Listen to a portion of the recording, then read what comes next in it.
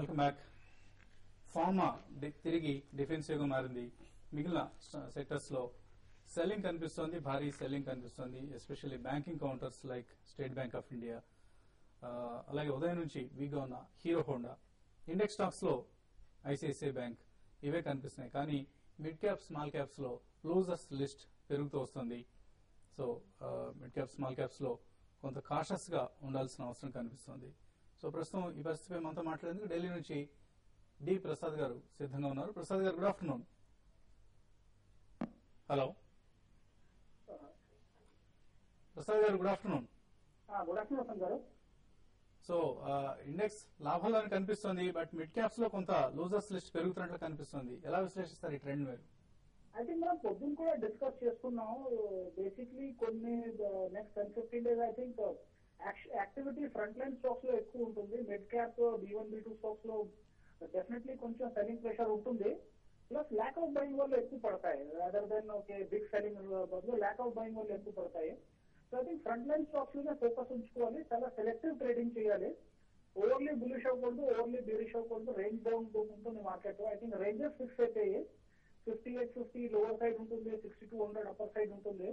వేరే every 40-50 points కి short term resistances ఉంటాయి. 6050 వస్తుంది, మళ్ళీ 6090 రెసిస్టెన్స్ వస్తుంది. అదే సపోర్ట్ 6000 కి సపోర్ట్ వస్తుంది, మళ్ళీ 5970 సపోర్ట్ వస్తుంది. సో బిగ్ ట్రెండ్స్ ఉండవు, కానీ ఈ స్మాల్ ట్రెండ్స్ లోనే ట్రేడ్ చేసుకోవాలి. సో ఐదర్ ఈ షార్ట్ టర్మ్ ట్రేడింగ్ చేయలేని వాళ్ళని అవాయిడ్ చేయాలి మార్కెట్, లేకపోతే medium to long term investment చేసుకోవాలి. కానీ I think still selective investment చేసుకోవాలి. Big way commitment I think avoid చేయాలి. ఓకే అండి. సో మీరు ఏదైనా ఈ డిక్లైన్స్ లో బై చేయగలిగిన స్టాక్స్ చెప్తారా? ఐ థింక్ డిక్లైన్స్ లో బై చేసే స్టాక్స్ ఆ స్టాక్స్ ఉండాలి. వీటిల్లో medium to long term trend లో కాన్ఫిడెన్స్ ఉంది. మీడియం టు లాంగ్ టర్మ్ స్టోరీలో క్లారిటీ ఉంది, కన్విక్షన్ ఉంది. అలాంటి స్టాక్ పొద్దున్న కూడా రికమెండ్ చేశాను. Exide industries right now 173 rupees trade అవుతుంది.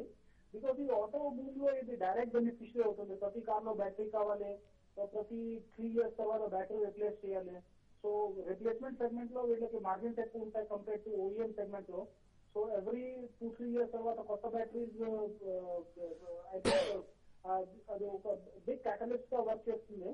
ప్లస్ ఐ థింక్ వీళ్ళ brand compare to other peers చాలా బాగా ఎస్టాబ్లిష్ అయిపోయింది.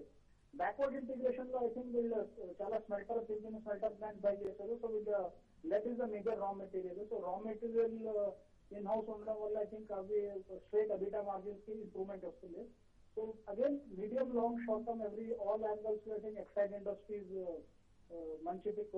మీడియం టు లాంగ్ ఇన్వెస్ట్మెంట్ చేసుకున్న వాళ్ళే ఐ థింక్ ఇన్వెస్ట్ చేసుకోవాలి. ఓకే అండి. సో థ్యాంక్ యూ ప్రసాద్ గారు. శ్రీనివాస్ వైజాగ్ నుంచి కాలర్ లైన్ ఉన్నారు. శ్రీనివాస్ గారు చెప్పండి. Srinivas sir, Shri Ashtavinayak cinema cinema వీళ్ళు చేసిన సినిమాకి వెళ్దాం అనుకుంటున్నారా? కాదు సార్. ఓకే అండి, అడగండి ప్రశ్న. Sir, Shri Ashtavinayak cinemas continue పడుతుంది సార్ 40 రూపీస్ నుంచి. అది ఏమైనా బయట చేస్తారు కొంచెం కిందకు వస్తే? సో శ్రీ అష్టవినాయక బై చేయించారు. వద్దండి, దబాంగ్ సినిమా వచ్చినప్పుడు చెప్పిన హిట్ అయినప్పుడు స్టాక్ పెరగటం, అప్పుడు 26-27 లెవెల్స్ దగ్గర నుంచి ఆల్ ది వే 44-45 లెవెల్స్ కూడా వెళ్ళటం అనమాట. ప్రాఫిట్ బుక్ చేసుకోవడం అడ్వైజబుల్ అని రిపీటెడ్ గా కూడా చెప్పాం. స్టాక్ అక్కడి నుంచి షార్ప్ గా పట్టడం చూసాం. బేసికల్లీ ఒక ఆపరేటర్ హ్యూజ్ పొజిషన్స్ ఆఫ్లోడ్ చేయడం వల్ల ఇంత స్టాక్ పడిందని కూడా చెప్తున్నారు. ఇన్ఫాక్ట్ బిలో పార్ వెళ్ళినా కూడా సర్ప్రైజ్ కాకూడదని బాంబే సోర్సెస్ అంటున్నాయి అనమాట. ఎందుకంటే హ్యూజ్ అవుట్ స్టాండింగ్ పొజిషన్ ఉంది అయింది ఎఫ్ఎండోలో, అందుకని చెప్పేసి హెవీగా అమ్ముతున్నారు ఆపరేటర్ అని చెప్పేసి ప్రిఫరబ్లీ అవాయిడ్ చేయండి యాజ్ ఆఫ్ నౌ.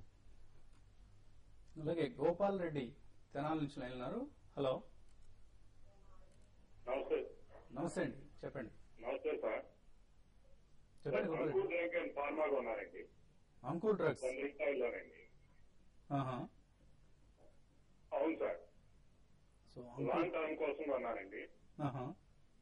అది ఎట్లా ఉంటుంది ఫ్యూచర్, కంపెనీ గురించి, కుటుంబంలో కానీ చెప్పండి. ఓకే అండి, అంకుల్ డ్రగ్స్ ఎలా కనిపిస్తుంది? ఒకటే among the mid cap pharma stocks లో గుడ్ ఫార్మా స్టాక్ అయినా కూడా అండర్ పెర్ఫార్మింగ్ స్టాక్ అండి. లాస్ట్ 2 year పెర్ఫార్మెన్స్ చూస్తూ ఉంటాయి అనమాట. స్టాక్ కంటిన్యూస్ గా పడతా వచ్చింది అనమాట ఈ లాస్ట్ 2 years లో. ఓన్లీ థింగ్ రీసెంట్లీ 160 to 100 కి వచ్చిన ఫాల్ మాత్రం చాలా షార్ప్ గా ఉండింది ఒక ఎఫ్ఐఐ అమ్మేయటం మూలన. ఆ టైం అప్పుడే కార్వీ నుంచి మీకు రిపోర్ట్ కూడా రావటం మొదలైంది. స్టాక్ క్లోజర్ టు 120-100 బాటమ్ అవుతుంది అని చెప్పేసి ఎట్ కరెంట్ లెవెల్స్ మాత్రం మీరు హోల్డ్ చేయండి స్టాక్, ఎందుకంటే జనరల్లీ ఇంట్రెస్ట్ స్పిల్ ఓవర్ అవుతుంది అనమాట మిడ్ క్యాప్ స్మాల్ క్యాప్ ఫార్మాకి as a defensive bets front line బాగా పెర్ఫార్మ్ చేస్తున్నప్పుడు మార్కెట్ రికవరీ అయ్యేటప్పుడు నేను అనుకోవటం mid cap pharma stock should do better అండి.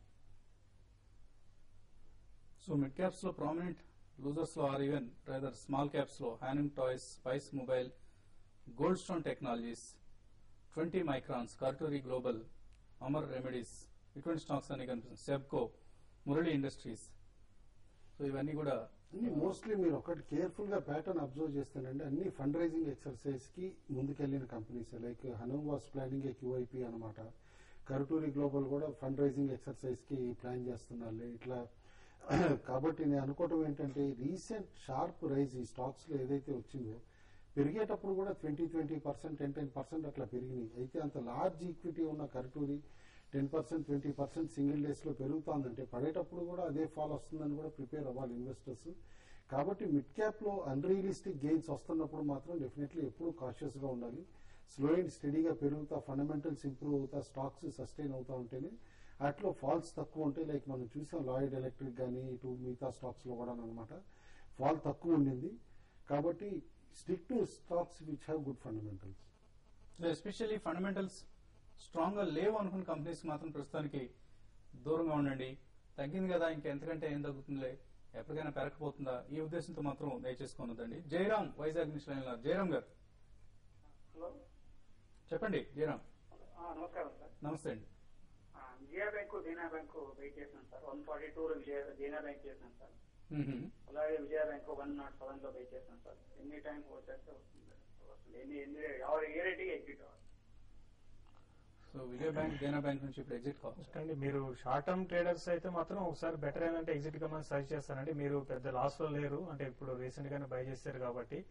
మా ఇంతకుముందు అనుకున్నట్టుగా బ్యాంకింగ్ అనేది ఇప్పుడైతే లీడ్ చేయలేదో అప్పుడు మార్కెట్ కూడా పడడం చూస్తున్నాం. ఈ రోజు కూడా మా టైంలో నిఫ్టీ 50 పాయింట్స్ 60 పాయింట్స్ ఉన్న రేంజ్ లో కూడా బ్యాంక్ నిఫ్టీ మైనస్ లో ఉంది. సో ఇప్పుడు మార్కెట్ వీక్ అయింది, బ్యాంక్ నిఫ్టీ మైనస్ కి వెళ్ళిపోయింది. బ్యాంకింగ్ స్టాక్స్ అన్ని కూడా వీక్ ఉన్నాయండి, ఒక హెచ్డిఎఫ్సి తప్ప. కాబట్టి విజయ బ్యాంక్ కూడా వీక్ అయ్యే అవకాశం ఉంది, అరౌండ్ 95 లెవెల్స్ కు రావడానికి కూడా అవకాశం ఉంది. కాబట్టి మీరు ఇక్కడే బై చేశారు కాబట్టి ఎగ్జిట్ కానీ. షార్ట్ టర్మ్ కి అయితే ఇన్వెస్టర్ కి అయితే మీరు బై చేసిన 2 బ్యాంకులు మాత్రం మంచి బ్యాంక్స్ డెఫినెట్ గా హోల్డ్ చేసుకోమని చెప్తారు. షార్ట్ టర్మ్ కి మాత్రం 2 కూడా వీక్ అయ్యే అవకాశం ఉంది. నెక్స్ట్ కాలర్ రాజేష్ వరంగల్ నుంచి లైన్ ఉన్నారు. రాజేష్ గారు హలో. హలో, చెప్పండి రాజేష్. నమస్తే అండి. నమస్తే అండి. డేటా కాప్ గురించి తెలుసుకున్నాను. ఏ రేట్ లో బై చేస్తాం? సపోర్ట్ ఎక్కడ ఉంది? ఏ రేట్ లో బై చేస్తారు? సో డెల్టా కార్ప్ ఎక్కడ బై చేయొచ్చు? కరెంట్లీ సపోర్ట్ లెవెల్ దగ్గరే ట్రేడ్ అవుతుందండి, 102 103 దగ్గర అనమాట. ఈ సపోర్ట్ లెవెల్ బ్రేక్ అయితే గనక నేను అనుకోవటం ఆల్ ది వే 75 80 లెవెల్స్ కూడా డ్రాప్ అయ్యే పాసిబిలిటీ ఉంటుంది. కాబట్టి వెయిట్ అండ్ వాచ్ యాటిట్యూడ్ లో ఉండండి. ఎందుకంటే ఇవాళ మీరు కొన్నా కూడా సరే stop loss should be just below 100 అనమాట. మేబీ అరౌండ్ 99.5 అట్లా కూడా పెట్టుకోవాల్సి వస్తుంది. ఎందుకంటే couple of times stock already 125 130కి ర్యాలీ అవటం, 100 దగ్గర సపోర్ట్ తీసుకున్న తర్వాత అనమాట చూస్తున్నాం. కాబట్టి 100 బ్రేక్ అయితే మాత్రం స్ట్రాంగ్ పానిక్ సెల్లింగ్ రావచ్చు. నెక్స్ట్ కాలర్ రామ్మోహన్ లైన్ ఉన్నారు. రామ్మోహన్ గారు చెప్పండి. రామ్మోహన్ గారు. సార్ ఇప్పుడు ONGC bonus stock split announce చేశారు కదా అవునండి. సార్ స్ప్లిట్ దాకా వెయిట్ చేసే దానికోసం ఇప్పుడు కొనొచ్చా సార్? సో స్ప్లిట్ కోసం అయితే ఓఎన్జీసీ కొనొద్దండి. స్ప్లిట్ లో ఏమొస్తుందో ఏమో రాదో తెలియదు. బట్ క్రూడ్ ఆయిల్ ప్రైస్ ని జాగ్రత్తగా వాచ్ చేయండి. క్రూడ్ ఆయిల్ ప్రైస్ మూవ్మెంట్స్ ని బట్టి ఓఎన్జీసీ కూడా పెరగడం తగ్గడం జరుగుతుంటుంది. ఒకటండి, along with stock split and bonus మీరు ఇంకోటి మిస్ అయ్యారు న్యూస్ చెప్పడం అనమాట. ఫాలో ఆన్ పబ్లిక్ ఆఫరింగ్ కూడా ఉంటుందని చెప్పేసి చెప్పారు. కాబట్టి హ్యూజ్ ఈక్విటీ రైజ్ ఉండొచ్చు అనమాట. ఈక్విటీ రైజ్ ఉండి సర్వీసింగ్ చేయడం తర్వాత కష్టం ఉండొచ్చు. అండ్ మోర్ ఓవర్ క్రూడ్ ఇప్పుడు $90 కి క్లోజర్ గా వచ్చింది కాబట్టి ఓఎన్జీసీ సబ్సిడీ బర్డెన్ కూడా పెరుగుతుంది అనమాట. ఎందుకంటే కంప్లీట్ గా పాస్ ఆన్ చేయలేదు ఓఎన్జీసీ అనమాట, బెనిఫిషియరీ అయినా సరే.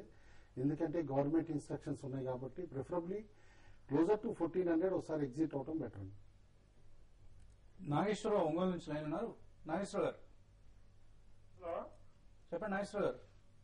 సార్ ఈ బిర్లాస్ లోగా తులసి exports sir. Birlas Lokah and Tulasi extrusion.